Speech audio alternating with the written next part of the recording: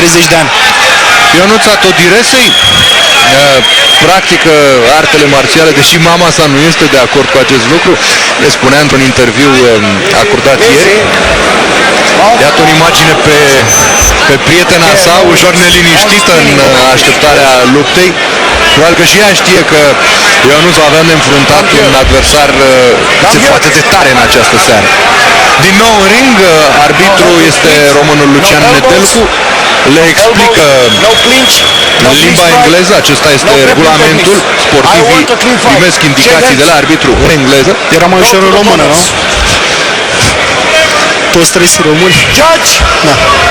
Puțin exces de zel. Acum Lucian Nedelcu e atenționat pe cei trei arbitri că începe lupta.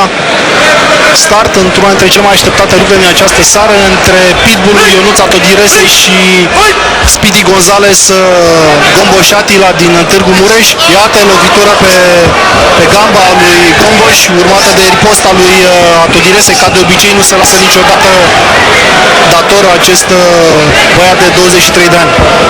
Sunt cei mai ușori luptători ai galei și implicit trebuie să fie și cei mai agili. Da, dar Gomboș este și unul dintre cei mai tehnici. La 30 de ani are o foarte mare experiență, cum ai spus, este primul european care a învins un chinez, dar este un luptător senzațional.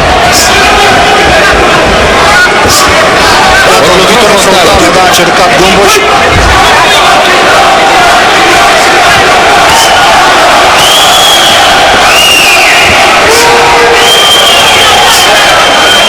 Gomboș parcă l-așteaptă, da, l-așteaptă puțin pe Todiresei. S-a pus stăpânire pe mijlocul ringului. Încearcă să conducă lupta, să vedem cum va răspunde Todiresei. O lovitură de picior puțin ratată. Și un croșet de dreapta recepționat de Gomboș, a puțin în dificultate, a fost și dar fără prea mare putere. S-a dezechilibrat puțin Gomboș, dar arată lui Todiresei că n-a fost nimic grav.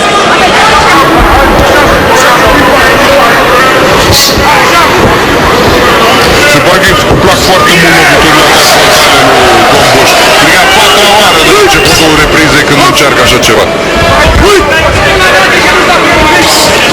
Iată o lovitură din nou la picior, dar nu stă prea bine acolo Gomboș. I-a răspuns cu aceeași lovitură lui Todiresei. Nu rămâne nici el dator, îi arată că știe toate tipurile de lovituri. Se contrează cei doi luptători.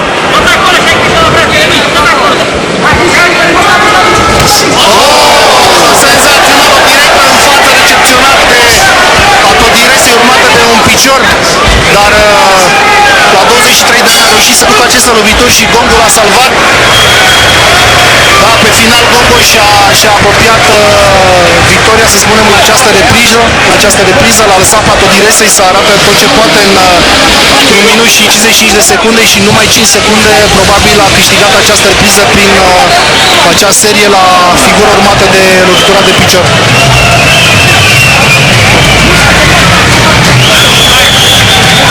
Da, am văzut, ne-am lămurit un pic de ce Gomboș a bătut la chinezele au mers mulți.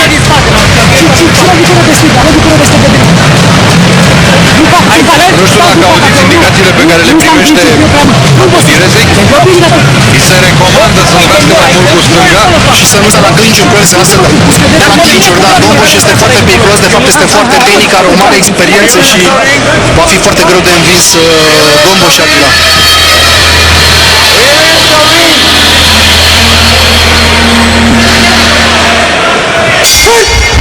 A reușit să facă și cu ochiul Gomboș înainte de această repriză lui Ionuț. A fost un gest amical, să vedem ce se va întâmpla în runda a doua. O directă de dreapta a lui Ionuț, piciorul în care recepționat de Ionuț. Este împins, dar e o lovitură frontală, da, o lovitură frontală. Gomboș și își pune în aplicare toate tehnicile pe care le știe, probabil vrea să-l termine pe Ionuț, să vedem dacă va reuși acest lucru. Nici și alonjă, pe care să o pune în valoare cât se poate de mult. Da, noi l-am mai văzut pe Todiresei în dificultate. Dacă îți aduce aminte, la una din primele gale locale era plin de sânge, da, era plin de sânge, ziceai că e bătut măr de adversarul lui, a referit fantastic și a prins adversarul prin knockout, pare mi se, în ultima repriză. Da, probabil aceasta să fie șansa lui Ionuț să ducă meciul până în ultima repriză și atunci să-l surprindă pe Gomboș. E cel care nu cedează.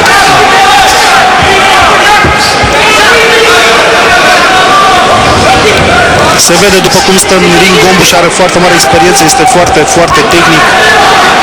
Și iată, o lovitură de picior, surprindere, iată, ciocan incredibil, a căzut Seceran, senzațional, nu mai ia, uitați-o și pe soția lui Ionuț, nu și-a pus mâinile la față, da, prietena lui Ionuț, s-a ridicat până la urmă Ionuț, incredibil ce lovitură a dat Gombuș, normal cu aceste lovituri de ciocan că poți să dărâmi și un elefant apoi pe un pitbull. Iată-l pe Gombuș cum se uită la reversul cu spatele pumnului. backspin. Uite cum se uită la victima sa, l-ați văzut pe Gombuș.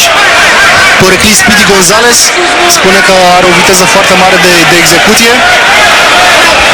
Prietena lui Ionuț se roagă, probabil nu vrea să mai continue lupta Ionuț. Să vedem ce va hotărâ.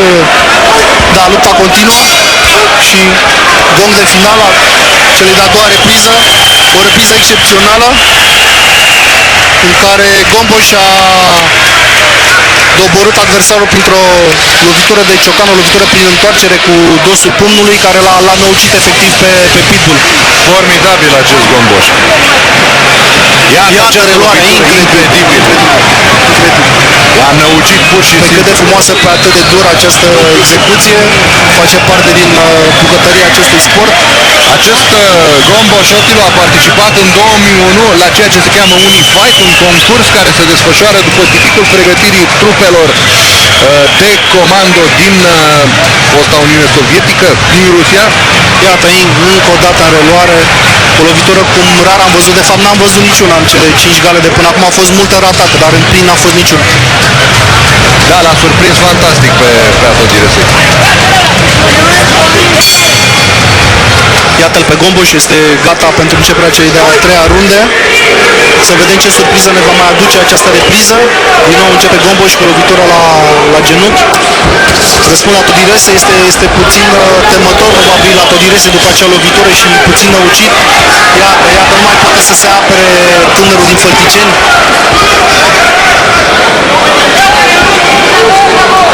Iată, a început și cu schemele Gombuș, dar își dă seama că poate să o termine, s-ar putea să fie ultima rundă. Incredibil ce lovitură face Gombuș aici la Găleanu, senzațional. Este un mare luptător acest Gombuș, este foarte tehnic. Și nu mai este tehnic, dar chiar intră și loviturile acestea spectaculoase și foarte, foarte bine puse la punct. Se vede că este foarte bine antrenat și este un mare luptător, o adevărată vedetă. Destul de ciudat, acest Gombuș este foarte cunoscut în străinătate, este mai puțin cunoscut în România, dar puțină răbdare va deveni și el foarte cunoscut în țară. După seara asta, sigur, o să-l țină minte multă lume. Iată și un croșeu de stânga recuzat de Ionuț. Ionuț nu mai poate să țină garda, nu mai ridică dexteritate, lovește Gombuș cu stângul, cu dreptul, cu mâna dreaptă. A reușit, a încercat și Ionuț o lovitură din întoarcere, dar ratată. Gombuș a făcut pasul în spate la momentul oportun. O lovitură de picior, dar barată de către Gombuș. Gombuș se uită numai în ochii lui Ionuț, nu se lasă surprins deloc de procedeele sale, are o foarte mare experiență. A încercat din nou o lovitură din întoarcere, dar nu și-a calculat bine distanța față de adversar.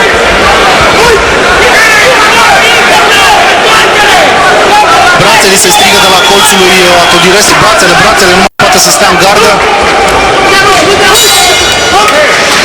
Gong final pentru cea de-a treia repriză. A reușit până la urmă Ionuț să treacă peste acel moment dificil din sfârșitul celei de-a doua runde.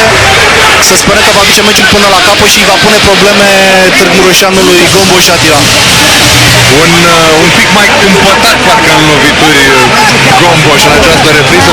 Au senzația că a încercat un pic să-l cruțe pe Ionuț și să-și conserve în același timp avantajul dobândit în primele două runde. Probabil a fost milă de el, dacă avea chip de chinez Atodirese probabil era terminat de mult, dar așa Gombuș l-a mai lăsat puțin, să vedem ce se va întâmpla. Cei doi probabil că sunt și prieteni, se salută la ringul, la gongul care anunță finalul de repriză și la gongul care anunță începutul de repriză, mereu își lovesc mănușile, semn de amiciție, de prietenie, de respect între ei. Fantastic. Fără elan, de pe loc a plecat. Iată, din nou, două lovituri legate de picior la cap, recepționat de către Atodirese. A început repriza a patra, Gomboș conduce detașat partida, să vedem unde se va termina. Totuși, dacă va ține 5 runde. A încercat o lovitură frontală Atodirese, Gomboș a făcut pasul în spate. E un adevărat stilist acest Gomboș, ia uitați cum se joacă cu Prada.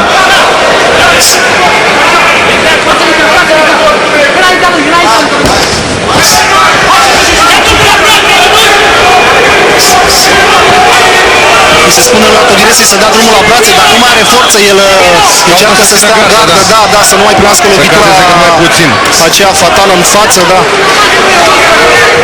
L-a cruțat puțin Gomboș, să vedem ce se va întâmpla până la urmă, iată și lovitură de picior ratată. Iată o zvârnire a Atodirese, să vedem cât va ține această serie, nu foarte puțin. Oricum remarcabil curajul lui Ionuț Atodirese, fantastic. A încercat un uppercut, probabil a fi zburat capul lui Ionuț dacă primea acel uppercut în bărbie. Iată, Gomboș conduce lupta destul de lejer, încearcă diferite scheme. Iată, Ionuț nu mai are acea clar viziune pe care a avut-o la începutul partidei. Nu reușește să-l străpungă deloc pe Gomboș. A renunțat puțin Gomboș la loviturile sale favorite de picior și iată, incredibil. După un minut fără lovituri de picior, era să-l dărâme din nou pe Pitbull.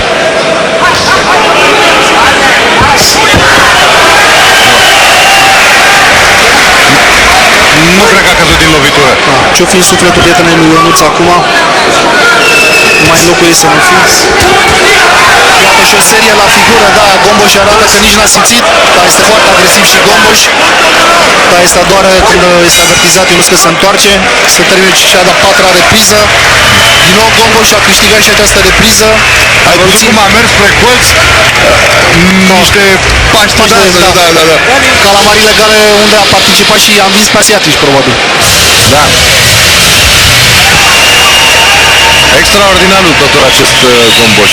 Noi l-am văzut și gara trecută la Brașov, însă acolo și-a terminat adversarul. N-a avut și cu cine să se bată. Rapid, da. Dacă țin bine minte, mi se pare că a fost un knockout în prima repriză, a luptat împotriva unui sârb. Și l-a terminat cu 60 pește. Relaxat, foarte sigur pe el, conștient, da, de ce poate. Ionuț Atodirese, dacă va pierde în seara asta, oricum n-are de ce să fie supărat. E o diferență de 9 ani care în primul rând înseamnă experiență între cei doi. Oricând poate să vină din urmă și poate să știe în câțiva ani, să învețe în câțiva ani. Are timp să acumuleze, sigur, să ajungă ce știe la vârsta asta. Gomboș, care acum are 30 de ani, vă spuneam, Ionuț are doar 21. Runda decisivă pentru Ionuț Atodirese. El mai poate întoarce soarta acestei partide numai dacă își va trimite adversarul la podea.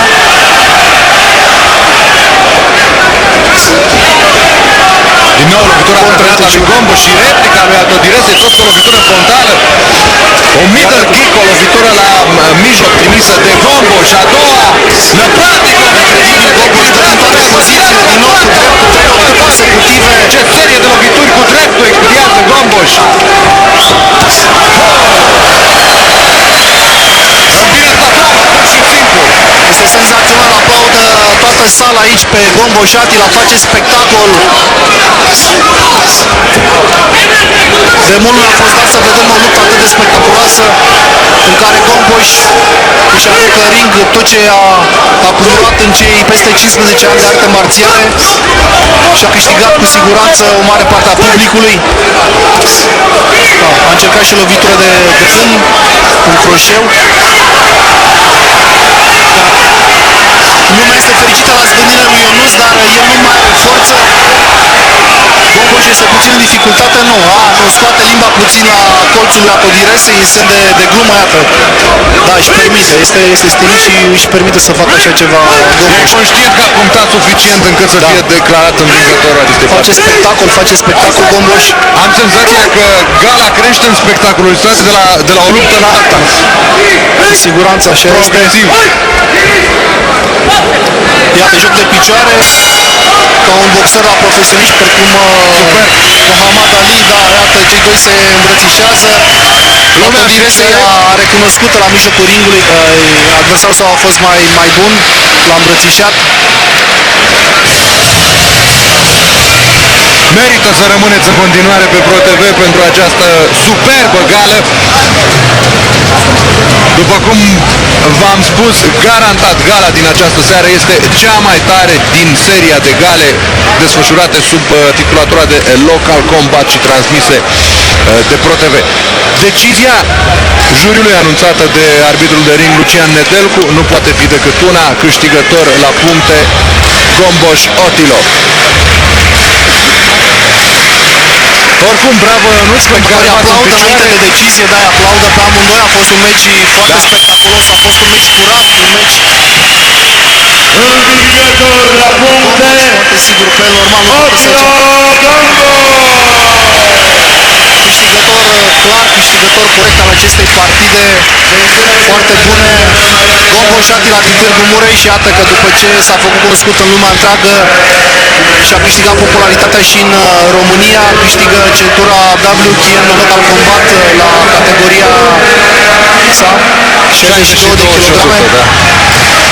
După această partidă vor urma alte 4 care se anunță foarte dure. Urmează vedetele